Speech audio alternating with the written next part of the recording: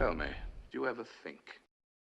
You will relax and listen to my every word. I will listen to your every word. Good. Now first, you love kale. Kale is the finest food there is in the galaxy. Lawn clippings. I love kale. My. Next, you love decaffeinated coffee. It is delicious and so good. I wouldn't think of drinking anything else. And finally, Nickelback. They're the pinnacle of Western music and the best band there ever has been. Yes, we're just animals. Ain't I a stinker? Welcome back, one and all. Glad you could make it. I am your host, and today we're up to episode 9 of season 1, Dagger of the Mind. What the hell was that?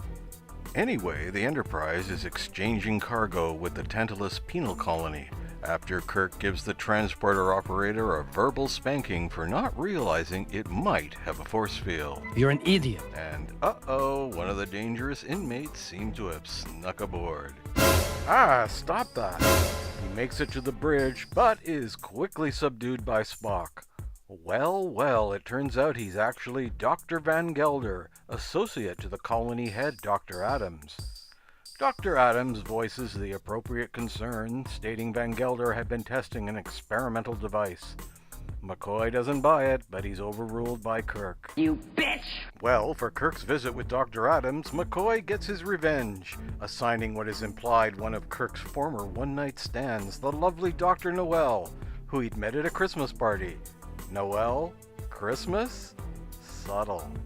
On the planet, they are met by the disarmingly charming Dr. Adams, who seems to have the same hairstylist as Richard Nixon. Well, I'm not a crook. Spoilers, yeah, you are. During a tour of the facility, Kirk's suspicions are piqued, partly by the zombie-like demeanor of the inmates, My, what a lovely girl. and by a device known as the Neuro-Neutralizer, something Van Gelder was warning McCoy and Spock about back on the ship at that very moment.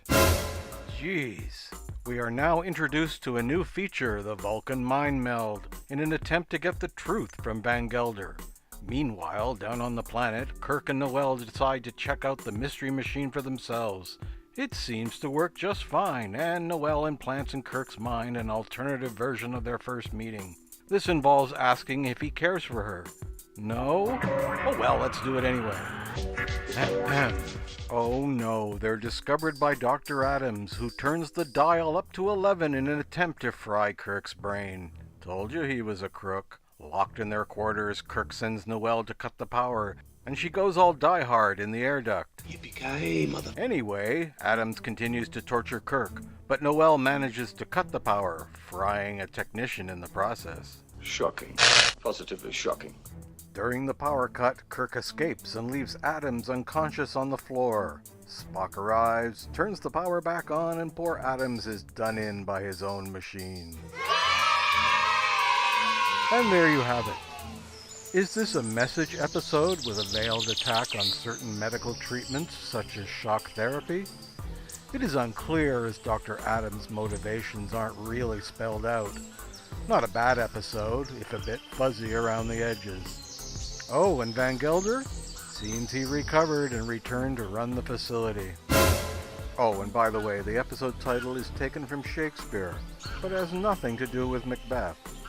But more of the bard later. Thanks for watching. Please like, comment, and subscribe. See you next time.